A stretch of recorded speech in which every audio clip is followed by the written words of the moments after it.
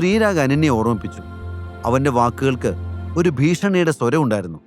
അത് കേട്ടപ്പോൾ ഒരു നിമിഷം തന്റെ ഹൃദയം നിലച്ചതുപോലെ അനന്യയ്ക്ക് തോന്നി.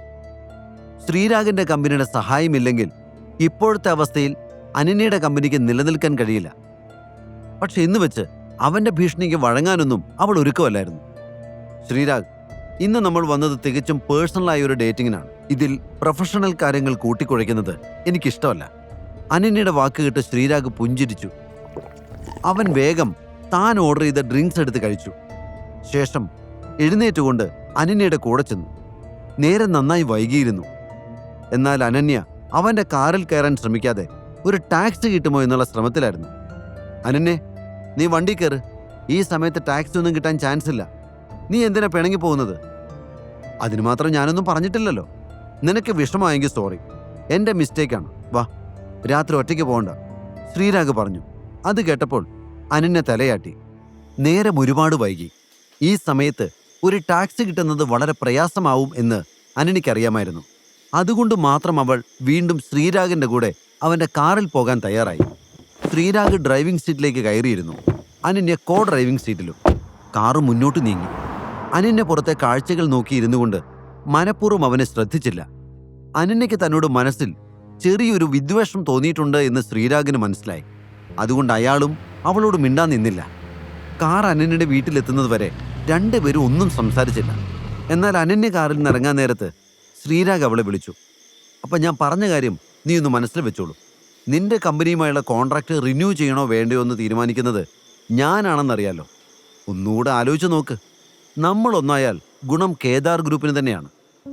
അവന്റെ ആ ഭീഷണി പോലത്തെ വാക്കുകൾ കേട്ടപ്പോൾ അനന്യയ്ക്ക് ദേഷ്യം വന്നിരുന്നു. ഇക്കാര്യത്തിൽ അവനോട് തർക്കിക്കാൻ അവൾക്ക് തോന്നിയെങ്കിലും തന്റെ കമ്പനിയുടെ ഭാവി ഇപ്പോൾ അവന്റെ കയ്യിലാണെന്ന് അവൾക്കറിയാമായിരുന്നു. അതുകൊണ്ട് അവൾ തലയാട്ടി സമ്മതം മൂളി. അത് കണ്ടപ്പോൾ ഗൂഢമായൊരു ചിരിയോടെ ശ്രീരാഗ് വണ്ടിയെടുത്തു പോയി.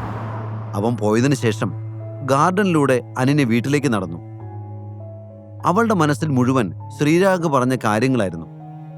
തനിക്കൊരിക്കലും ശ്രീരാഗിനെ പോലെ ഒരാളെ ലൈഫ് പാർട്ണറായി തിരഞ്ഞെടുക്കാൻ കഴിയില്ല. ഒട്ടും ഇഷ്ടമില്ലാതെ അവന്റെ കൂടെ ഡേറ്റിങ്ങിന് പോയതുപോലെ ഒരുപക്ഷെ നാളെ അവനെ തനിക്ക് വിവാഹം ചെയ്യേണ്ടി വന്നേക്കാം. താൻ ആരുടെയൊക്കെയോ കയ്യിലെ കളിപ്പാവയാണല്ലോ എന്ന് ഓർത്തപ്പോൾ അവൾക്ക് സങ്കടം തോന്നി. കൂടെ ജീവിക്കേണ്ട ആളെ തിരഞ്ഞെടുക്കാൻ പോലുമുള്ള സ്വാതന്ത്ര്യം തനിക്ക് കിട്ടുന്നില്ല എന്ന് അവൾ ഓർത്തു. ഒട്ടും താല്പര്യമില്ലാതെ അഭിനവനെ വിവാഹം ചെയ്യേണ്ടി വന്നു. അവനെ സ്നേഹിക്കാനോ അവന്റെ രീതികൾ ഇഷ്ടപ്പെടാനോ പറ്റുന്നില്ല. അതുപോലെ ഇനി ചിലപ്പോൾ ശ്രീരാഗിനെയും വിവാഹം കഴിക്കേണ്ടി വരും. അതോടെ എരുതിയിൽ നിന്ന് വറചട്ടിയിലേക്ക് എന്ന വിധമായി പോകും തന്റെ ജീവിതം. ലൈഫ് എന്ന് പറയുന്നത് ചില സമയങ്ങളിൽ എത്ര ബോറാണെന്ന് അവൾ ചിന്തിച്ചു. അനന്യ വീട്ടിലെത്തി കോളിംഗ് ബെൽ അടിക്കുന്നതിന് മുൻപ് തന്നെ പെട്ടെന്ന് വാതിൽ തനിയെ തുറന്നു. വാതിലിന്റെ മറുവശത്ത് അഭിനവ് നിൽക്കുന്നുണ്ടായിരുന്നു. അഭിനവിനെ പെട്ടെന്ന് മുന്നിൽ കണ്ടപ്പോൾ അനന്യയുടെ ഹൃദയമിടിപ്പ് കൂടി. അവന്റെ മുഖം ദേഷ്യം കൊണ്ട് വലിഞ്ഞു മുറുകിയിരുന്നു. പക്ഷേ അഭിനവിന്റെ മുഖം കണ്ടപ്പോൾ അന്ന് ആദ്യമായിട്ട് അവൾക്ക് അഭിനവിന് വളരെ സുന്ദരനാണെന്ന് തോന്നി. അഭിനവ് ഒരുങ്ങിയിറങ്ങി വന്നാൽ ഒരിക്കലും അവനൊരു പാവപ്പെട്ട വീട്ടിലെ അംഗമാണെന്ന് തോന്നുകയേയില്ല. അനന്യ ചിന്തിച്ചു. പെട്ടെന്നാണ് അവൾക്ക് ബോധം വന്നത്. താൻ അവനെ തന്നെ നോക്കി നിൽക്കുകയാണല്ലോ എന്നോർത്തപ്പോൾ അവൾക്ക് ചമ്മല് തോന്നി. നിനക്കെന്താണ് ഇവിടെ പണി? ചമ്മല് മറച്ചു വെക്കാൻ വേണ്ടി വളരെ ഗൗരവത്തിൽ അവൾ ചോദിച്ചു. അഭിനവനെ ഇങ്ങനെ വാതിക്കൽ കാണുമെന്ന് അവൾ പ്രതീക്ഷിച്ചിരുന്നില്ല. അനന്യ, ശരിക്കും നിങ്ങൾ എങ്ങോട്ടാ പോയത്? നീ ഇപ്പോഴാണോ തിരിച്ചെത്തുന്നത്? അവനെവിടെ, ആ ശ്രീരാഗ്? അനന്യ ചോദിച്ചതിന് ഉത്തരം പറയാതെ അവൻ അവളെ ദേഷ്യത്തോടെ നോക്കിക്കൊണ്ട് അങ്ങോട്ട് ചോദ്യം ചോദിച്ചു. അനന്യ അതിനെല്ലാം മറുപടി പറയുന്നതിന് മുൻപ് അഭിനവ് പുറത്തിറങ്ങി ഗേറ്റിനരികിലേക്ക് നോക്കി. അവൻ ശ്രീരാഗിന്റെ കാർ തിരയുകയായിരുന്നു. പക്ഷെ അപ്പോഴേക്കും അയാളുടെ കാർ അവിടെ നിന്നും പോയിരുന്നു. അഭി ശ്രീരാഗിന്റെ കാർ തിരയുന്നതും പുറത്തേക്കിറങ്ങുന്നതും എല്ലാം കണ്ട് അനന്യ അവനെ തന്നെ ശ്രദ്ധിച്ചുകൊണ്ട് നിൽക്കുന്നുണ്ടായിരുന്നു. എന്താ നിന്റെ പ്രശ്നം? അവൾ ചോദിച്ചു. അവനെവിടെ, ആ നായ? എനിക്ക് അവനെയാ കാണേണ്ടത്, അഭി ദേഷ്യത്തോടെ പറഞ്ഞു. അവൻ പറഞ്ഞത് അല്പം പോലും വകവയ്ക്കാതെ അനന്യയും കൊണ്ട് ശ്രീരാഗ് പോയത് അവന് സഹിക്കാൻ കഴിയുന്നുണ്ടായിരുന്നില്ല. തനിക്കൊന്നും ചെയ്യാൻ പറ്റാതെ പോയതിന്റെ ദേഷ്യമാണ് അഭി കാണിച്ചത്.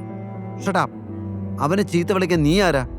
എന്റെ കാര്യങ്ങളിൽ ഇടപെടാൻ വരരുതെന്ന് ഞാൻ നിന്നോട് നേരത്തെ പറഞ്ഞിട്ടുണ്ട്, അനന്യയും ദേഷ്യത്തോടെ വിളിച്ചു പറഞ്ഞു. അഭി ഇത് കേട്ട് അനന്യയുടെ നേരെ ചെന്നു. ഞാൻ മനഃപൂർവ്വം തന്നെ അവനെ നായെന്ന് വിളിച്ചത്. ഏതെങ്കിലും ഒരു മാന്യൻ മറ്റൊരാളുടെ ഭാര്യയുടെ കൂടെ ഡേറ്റിങ്ങിന് പോകുന്ന നിനക്ക് തോന്നുന്നുണ്ടോ? അഭിനവന്റെ വാക്കുകൾ കേട്ട് അനന്യ ഒരു ദീർഘനിശ്വാസം വിട്ടു. ഞാൻ നിന്റെ ഭാര്യയല്ല അഭിനവ്. ഈ ബന്ധം ഒരിക്കലും ഞാൻ അംഗീകരിക്കാൻ പോകുന്നില്ല. ഇത്രയ്ക്കായിട്ടും നിനക്കെന്നെ മനസ്സിലാകുന്നില്ലേ? സോ ദയവായി അവനെ വീണ്ടും വീണ്ടും നായെന്ന് വിളിക്കുന്ന നിർത്ത്. I just hate that word. ഇത്രയും പറഞ്ഞ് അനന്യ ലിവിംഗ് റൂമിലേക്ക് നടന്നു. അഭിനവും അവളുടെ പിന്നാലെ ചെന്നു. ശ്രീരാഗിനോട് അഭിനവിന് തോന്നിയ ദേഷ്യം അപ്പോഴും ശമിച്ചിരുന്നില്ല. അനന്യ തന്റെ മുറിയിലേക്ക് പോകാൻ തുടങ്ങിയപ്പോൾ അഭിനവ് അവളെ തടഞ്ഞു നിർത്തി. Ananya, listen to me. നീ അംഗീകരിച്ചാലും ഇല്ലെങ്കിലും നിയമപരമായിട്ട് നമ്മൾ ഭാര്യ ഭർത്താക്കന്മാരാണ്. നിന്റെ കയ്യിലൊരു വെഡ്ഡിംഗ് റിങ് പോലും ഇല്ല എന്നായിരുന്നല്ലോ അവന്റെ കണ്ടുപിടുത്തം. ഇനി അതില്ലാത്തതിന്റെ പേരിൽ അവൻ നിന്നെ വിളിക്കണ്ട. നാളെ തന്നെ ഞാൻ നിനക്കൊരു റിങ് വാങ്ങിത്തരാം, അഭി പറഞ്ഞു. ഇത് കേട്ടത് മുറിയിൽ കയറാൻ തുടങ്ങിയ അനന്യ തിരിഞ്ഞ അഭിനവനെ നോക്കി. പെട്ടെന്ന് അവളുടെ മുഖത്തൊരു ചിരി വിരിഞ്ഞു. അഭിനവ് അപ്പോഴും ഗൗരവമുള്ള മുഖത്തോടെ അവളുടെ മുന്നിൽ നിൽക്കുന്നുണ്ടായിരുന്നു. സീരിയസ്ലി? ഞാനൊരു ഡയമണ്ട് മോതിരം വേണമെന്ന് പറഞ്ഞാൽ നീ എന്തു ചെയ്യും? നിന്നെപ്പോലെ ജോലിയും കൂലിയില്ലാത്ത ഒരാൾ എങ്ങനെയാണ് എനിക്കൊരു ഡയമണ്ട് മോതിരം വാങ്ങിത്തരുന്നത്? മോഷ്ടിക്കുവോ? ഏയ്, അനന്യ ചോദിച്ചു. നിനക്ക് നിന്റെ ഫാമിലി മെമ്പേഴ്സിനും ആളുകളോട് മര്യാദയ്ക്ക് സംസാരിക്കാൻ അറിയില്ലേ? കുറേയായി ഞാനിത് സഹിക്കുന്നു. മോഷ്ടിക്കാതെ എനിക്ക് നിനക്കൊരു റിങ് പോലും വാങ്ങിത്തരാൻ പറ്റില്ലെന്നാണോ പറയുന്നത്? അത്രത്തോളം യൂസ്ലെസ് ആണ് ഞാനെന്ന് നീ കരുതിയോ? അഭി ചോദിച്ചു. ഇത് കേട്ടതും അനന്യ പൊട്ടിച്ചിരിച്ചു. ഇതുപോലൊരു സിറ്റുവേഷൻ പൊട്ടിച്ചിരിക്കുന്ന അനന്യയെ കണ്ട് അവൻ അമ്പരന്നു. ചിരിച്ചുകൊണ്ട് തന്നെ അവൾ അഭിയെ നോക്കി. നീ നല്ല തമാശക്കാരനാണെന്ന് എനിക്കറിയാം. എന്ന് വെച്ച് ഇത്രയും വലിയ തമാശയൊന്നും പറഞ്ഞു കളയല്ലേ. യൂസ്ലെസ് അല്ലെന്ന് നിന്നെക്കൊണ്ട് കഴിയുന്ന എന്തെങ്കിലും ഒരു കാര്യം പറയാമോ? ഒന്നുമില്ലല്ലോ. ആ, അങ്ങനെയുള്ള ഒന്നിനും കൊള്ളാത്തവരെ വിളിക്കുന്നവരുടെ പേരാണ് യൂസ്ലെസ്. സോ നിന്നെപ്പോലുള്ള ഒരാളെ തലയിൽ ചുമക്കേണ്ട ആവശ്യമൊന്നും എനിക്കില്ല. നാളെ തന്നെ നമ്മുടെ ഡിവോഴ്സിന്റെ കാര്യം ഞാൻ അച്ഛനോട് സംസാരിക്കും. ഇത് കേട്ടതും അഭിനവ് എന്തു വേണമെന്നറിയാതെ നിന്നു. അനന്യ ഡിവോഴ്സിന് ശ്രമിച്ചിട്ടുണ്ടെങ്കിൽ ഇപ്പോൾ അവൾക്ക് കിട്ടിക്കൊണ്ടിരിക്കുന്ന എല്ലാ സഹായവും വിക്രം പിൻവലിക്കും. അതൊന്നും അറിയാതെ മണ്ടൻ തീരുമാനങ്ങൾ എടുക്കുകയാണല്ലോ അവളെന്ന് അഭി ചിന്തിച്ചു. നോക്കൂ അനന്യ, ഈ ഡിവോഴ്സ് എന്ന് പറയുന്ന സാധനം നീ ഒറ്റയ്ക്കങ്ങ് ഓടിച്ചെന്നാൽ കിട്ടില്ല. അതിന് ഞാനും കൂടി മനസ്സ് വെക്കണം, അഭി അവളോട് പറഞ്ഞു. നീ നിന്നെക്കൊണ്ട് കഴിയുന്ന എന്തു വേണമെങ്കിലും ചെയ്തോ, പക്ഷെ ഈ കാര്യം നിന്റെ മനസ്സിലിരിക്കട്ടെ. നമ്മൾ തമ്മിൽ പിരിയുന്ന ഒരു ദിവസം ഉടനെ വരും. അത്രയും പറഞ്ഞുകൊണ്ട് അനന്യ അവളുടെ മുറിയിലേക്ക് കയറിപ്പോയി. അഭിനവ് വീണ്ടും അനന്യയുടെ മുറിയുടെ പുറത്ത് നിസ്സഹായനായി നിന്നു. എത്രയും പെട്ടെന്ന് രോഹൻ അവിടേക്ക് വന്നിരുന്നെങ്കിൽ എന്ന് അഭി ആഗ്രഹിച്ചു. അങ്ങനെയാണെങ്കിൽ എല്ലാ കണക്കുകളും തീർത്ത് താൻ ടൈഗർ ആണെന്നുള്ള സത്യം എല്ലാവരോടും വിളിച്ചു പറയായിരുന്നു. അതോടെ തീരെ ഇവളുടെയൊക്കെ ഈ അഹങ്കാരം എന്നും അവൻ ചിന്തിച്ചു. പക്ഷെ കുറച്ച് ആലോചിച്ചപ്പോഴാണ് തൻ്റെ ആ തീരുമാനം ശരിയല്ല എന്നവന് തോന്നിയത്. വേണ്ട, ഞാൻ ടൈഗർ ആണെന്ന് പറഞ്ഞു കിട്ടുന്ന അംഗീകാരം എനിക്ക് വേണ്ട. ഇവളെയൊക്കെ എൻ്റെ മുന്നിൽ മുട്ടുകുത്തിക്കാൻ എനിക്കല്ലാതെ തന്നെ കഴിയും. അതിന് ടൈഗർ എന്ന സ്ഥാനമൊന്നും എനിക്ക് ആവശ്യമില്ല, അഭിനവ് സ്വയം പറഞ്ഞു. ശേഷം ചിലതെല്ലാം ആലോചിച്ചുറപ്പിച്ച് അവൻ അവിടുത്തെ ജോലിക്കാരുടെ മുറിയിലേക്ക് നടന്നു. അവൻ മുറിയിൽ കയറാൻ തുടങ്ങിയപ്പോൾ അവൻ്റെ ഫോണിൽ ഒരു മെസ്സേജ് വന്നു. പ്രോട്ടോൺ പബ്ലിഷേഴ്സ് എന്ന കമ്പനിയുടെ പേരിൽ അഭിനവിന് വന്ന മെസ്സേജ് ആയിരുന്നു അത്.